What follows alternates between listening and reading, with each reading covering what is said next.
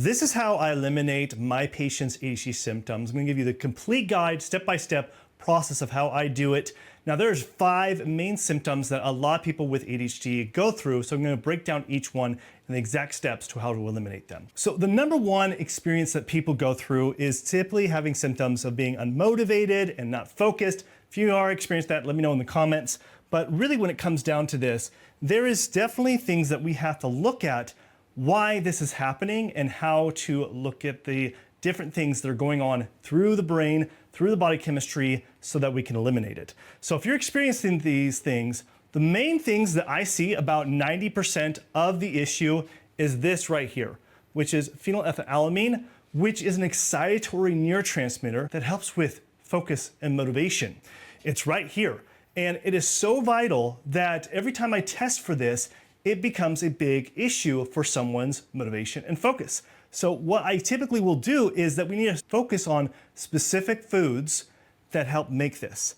And these are going to be a lot of your amino acids, so proteins that need to be incorporated to help support phenylethylamine.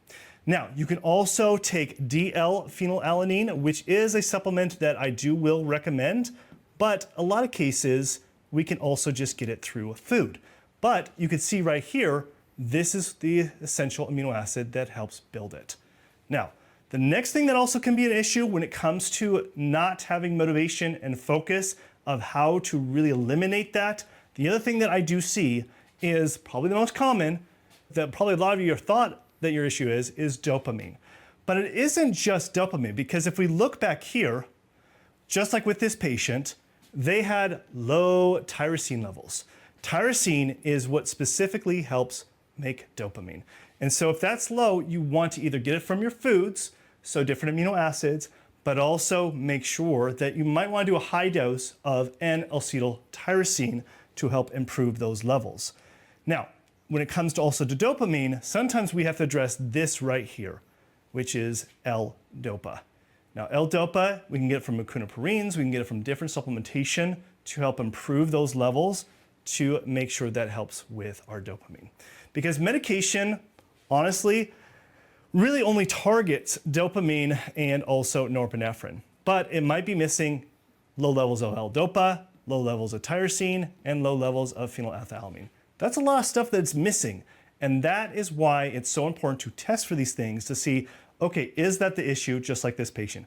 Because I'll tell you, with this specific patient, or these different lab tests, it only took 2 weeks to get a big return on finding out, helping them improve their motivation, improving their focus, that they didn't need the medication anymore. That's a pretty quick turnaround. It's not always the case. Usually I see it about a month or 2 when I'll start seeing these changes. Now, the next symptom that you might be experiencing is different things like having low norepinephrine and epinephrine levels. This also can impact motivation and focus as well. And so just like this patient, these levels were low.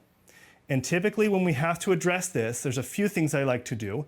One is using something like L-theanine, because that helps with norepinephrine and also dopamine. But also sometimes it just has to be working on different stress components that are sabotaging your health, like living in a stressful environment, like your home, work environment, relationships, that we have to start unpacking and eliminating from your life. Now, another one that does need to be addressed is vitamin B6 deficiency. So if vitamin B6 levels are low with you, guess what? That can be the culprit of why dopamine levels are low to begin with. So the things that I'm circling here is vitamin B6.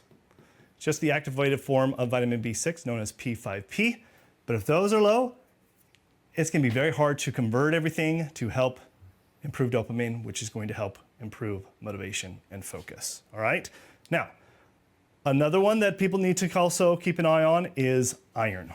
Why iron deficiency is so common amongst people with ADHD, it's probably through diet, but I've just seen this time and time again.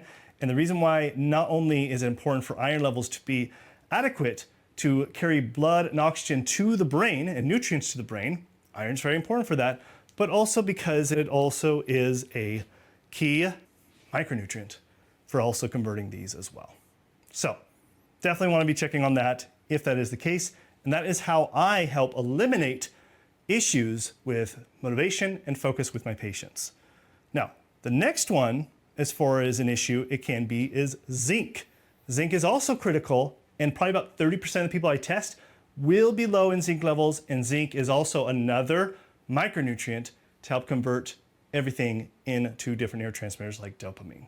Okay, so now if you're wanting further help on this and have me look over your stuff and be able to order these different labs for you, then just click on the link in the description below to book a consultation with me, and I can help you with that process. All right, so next thing is a symptom known if you're experiencing depression and also unmotivated. This happens a lot of people with ADHD. So these are the things that you should be looking out for that I find over and over again from testing patients over the years. And the big one, of course, the obvious one is usually serotonin being low. Now, if your serotonin levels are low, you might want to be able to look into 5-HTP and also tryptophan to help improve your serotonin levels, so you can supplement those. But another thing to also look out for is vitamin D3 levels being low and any kind of vitamin D. Now, the reason why is because vitamin D is also important from taking tryptophan to 5-HTP, then helps improve serotonin levels. But also low vitamin D levels I've seen can cause depressive symptoms. So it's good to check for those and supplement that if that is the case to help eliminate more of your depressive symptoms, especially if you have low levels of serotonin. Now, some other things to also check out for is also vitamin B6. And the reason for vitamin B6, just like with dopamine, is because it is responsible for also taking tryptophan to 5-HTP, to 5-HTP, to serotonin to help improve serotonin levels. So, very vital. Now, a few other ones that I would also check for when it comes to depressive symptoms is also iron is a big one. And that's pretty much the big ones I would say when it comes to depressive symptoms. Now, if you're experiencing feeling very stressed, agitated, and unfocused, that's very common amongst people with ADHD as well.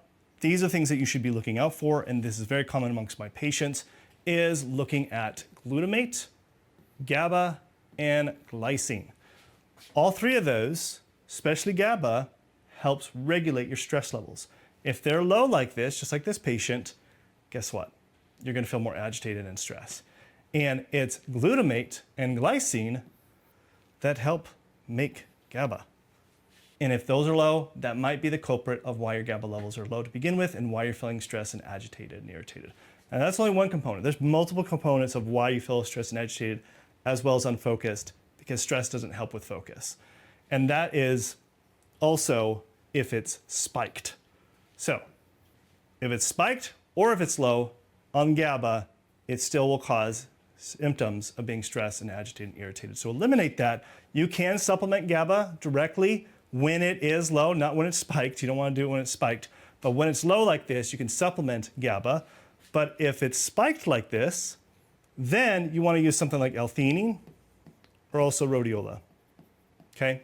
Both of those can help lower those down. Now, if your glutamate or glycine levels are low, then you just directly supplement glutamate or glycine, and those can help improve your GABA levels as well. Now, a few other things that also to keep an eye on. Sometimes I will see this. It's not as often. It's what we call serotonin syndrome. And so you can see from this patient, in fact, it was a kid. He was put on an SSRI, which was really bad because now his levels are even spiked more and he was experiencing serotonin syndrome. He's feeling agitated, stressed, he couldn't focus, he was having hallucinations. It wasn't a good situation. And so once I caught this, then I knew we had to decrease on the medication output that they were taking on SSRIs. We also needed to implement things like L-theanine to lower this down. Also rhodiola is another good one to help lower the levels of serotonin, because that could be the reason why you feel agitated and stressed and not focused, because it's too much. You want a nice fine balance. You don't want too much of things and you want things being too low as well. Now, the next thing also is sometimes, I would say about 20% of the time, I will also see dopamine spiked. And that's not a good situation either, because that could also give you symptoms of feeling agitated, irritated all the time. And so in that case, you also want to use things like L-theanine. You also can be this issue right here, vitamin B3.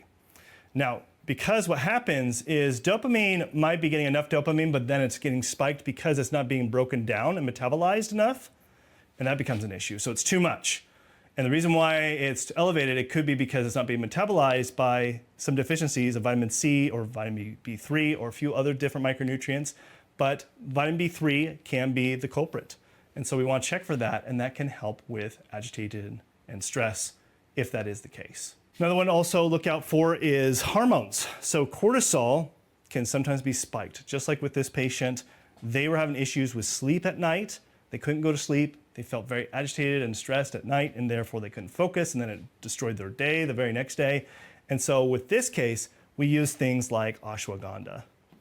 So ashwagandha and even rhodiola can help with this.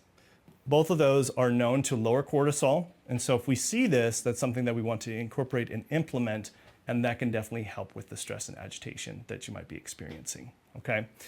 Now, another thing that we also need to be looking out for is when it comes to stress, is we need to, yes, incorporate different supplementations to balance your body chemistry, but we also need to be looking at what is causing the stress. Because if there's certain things in your life that are sabotaging your health, such as maybe your work environment, toxic relationships, or anything, we need to identify those things and see if we can start eliminating them, and that will allow your body to heal.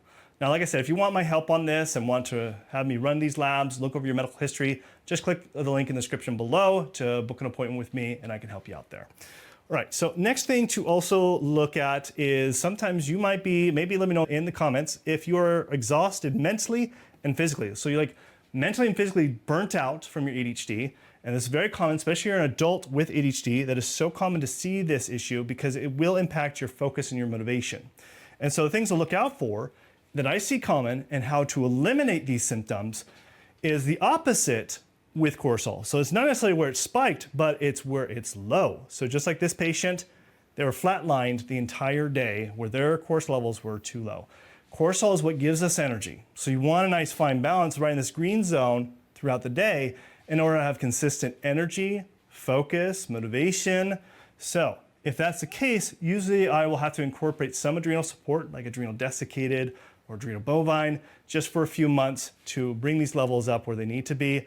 And then also look at other micronutrients that might be deficient, such as B vitamins, zinc, iron, magnesium possibly, that could be contributing to not producing enough cortisol throughout the day. So another thing to also look out for too when it comes to being exhausted, vitamin D is a big one. I'd say about 50% of the people that we test will have significantly low vitamin D levels, and that could be the contribution to your exhausted symptoms of feeling mentally and physically burnt out. Another one to also look out for is always iron. That also can contribute to being fatigued. And then also zinc. Zinc's another really big one that can contribute to that as well. Now, B12 also is another one that not only can that contribute to you feeling exhausted, and we need to test for that, but it also can contribute to the focus issues too, because B12 is important for mental health, okay? Now, the next symptom, let me know in the comments if you are dealing with memory issues and you're just forgetting stuff all the time. Like you forget where your keys are, you're driving down the road, don't know where you're going, or you're looking something up on the computer and then you forget what you're looking up. If you're experiencing this, let me know in the comments because this is very common, especially amongst adults. As we get older, we have to have concerns about things like dementia and Alzheimer's disease.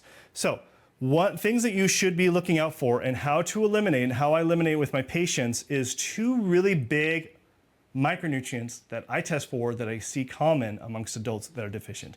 And that is choline. So choline is very vital for memory. If we see that low, that could be the reason of why you are having memory issues. And then the other big one is serine. So both of these are issues. Then you want to supplement it for phosphatidylcholine if there's a choline situation, or phosphatidylserine if you see your serine levels are low, okay? Now, some other really big ones to also look out for and that I see that are common is phenylethylamine. In fact, my experience of this way back in the day is when I test for this and I was having some memory issues, I noticed that my memory and also focus was off. It's because my phenylethylamine levels were low. Now remember, it's an excitatory neurotransmitter, but it also impacts memory. Not just motivation and focus and your mood, but also memory. And so that's something that you want to make sure, if it's low, to supplement like DL-phenylalanine with it, or make sure you're just improving on your amino acid intake of proteins. Some other few ones to also check out for that I want to emphasize that kind of hits on all of these different symptoms you're experiencing, and that is to check for histamine and also taurine, because histamine is a driver that helps build and modulate all these different neurotransmitters, so it can be causing all these different symptoms. But also taurine is an important amino acid that we want to make sure is adequate because it helps build and modulate neurotransmitters as well. So we want to usually check those, and those are pretty common. Now, another thing, if looking at all these different symptoms, you might be experiencing all of them, okay?